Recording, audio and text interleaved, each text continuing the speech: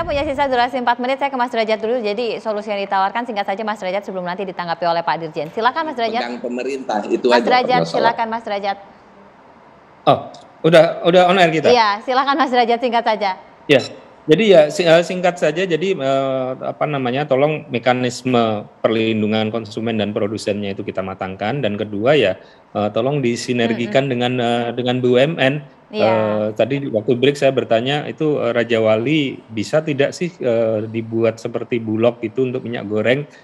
Mungkin memang dalam kondisi sekarang belum siap, tapi saya yakin dengan apa yang dilakukan oleh Menteri BUMN, dan kebetulan Menteri BUMN sama Menteri Perdagangan ini kan kawan karib gitu, mungkin Raja Wali atau BUMN lain bisa diminta untuk menjadi penyangga ya, seperti mengemban seperti fungsi Bulog kira-kira gitu. Iya.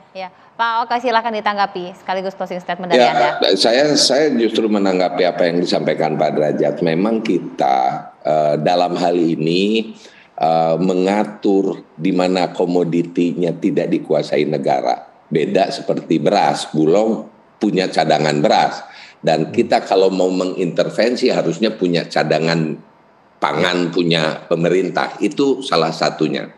Dan ini saya menyampaikan juga apa yang disampaikan Pak Derajat, kita mengoptimalkan keberadaan BUMN RNI Holding, ID Food sekarang Pak. Bahkan di situ ada 4 yang ini.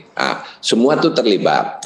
Tetapi kan dengan kapasitas kebutuhan nasional 327 juta liter per bulan gitu kan. Retail modern pun itu daya salurnya cuma 25 juta liter per bulan. Nah, selisihnya 300 juta liter.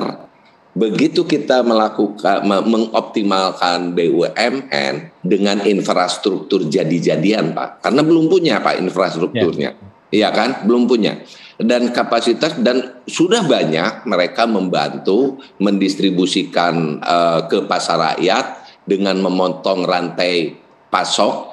Karena rantai pasok ada gangguan tadi Pak, baik di harga maupun dari aliran, maka kita alirkan langsung dari bendungan itu ke pasar Pak, melalui BUMN.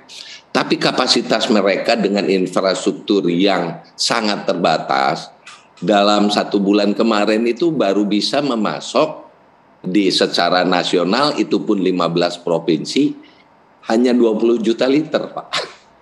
Nah itu jadi memang sudah optimal mereka Pak, dengan mereka itu bukan pemain di situ gitu kan, mereka adalah perusahaan perdagangan, base-nya business to business, memposisikan diri sebagai distributor yang akan membantu memasok minyak goreng yang ada dari produsen, dan dipastikan karena BUMN ini di lapangan dikendalikan oleh para kepala dinas. Mana pasar yang kosong itu yang diisi, gitu kan? Karena ini yang. Sebentar Pak Ugo. Saya rasa enggak, kalau soal bahwa kemampuan RNI sekarang terbatas itu saya sepakat ya. Dan kalau soal bahwa RNI, BUMN sudah berbuat maksimal itu saya sepakat karena saya melihat sendiri ya. Tapi dengan gap yang sedemikian besar, artinya kan terbuka peluang sebenarnya untuk kita menjadikan RNI ini sebagai penyangga. Asal ada margin yang cukup, saya rasa mereka akan bisa masuk. Mungkin itu perlu dijajaki mungkin Pak ya. Siapa? Baik Pak Oka, tentu kita menantikan bagaimana kebijakan Kementerian Perdagangan selanjutnya agar drama mengenai minyak goreng ini bisa segera diakhiri, termasuk juga peningkatan harga yang terjadi pada Ramadan kali ini sehingga kita bisa berpuasa dengan tenang. Terima kasih sekali lagi, kita nantikan kebijakan dari Kementerian Perdagangan Pak Oka. Terima kasih Pak Oka Nurman, Dirjen Perdagangan Dalam Negeri Kemendak, kemudian Pak Gulat Manurung, Ketua Umum DPP Apkasido, dan juga Mas Derajat, Ekonom Senior Indo. Saya akhiri sampai di sini, saya Bigita Menara pamit, selamat malam, sampai jumpa.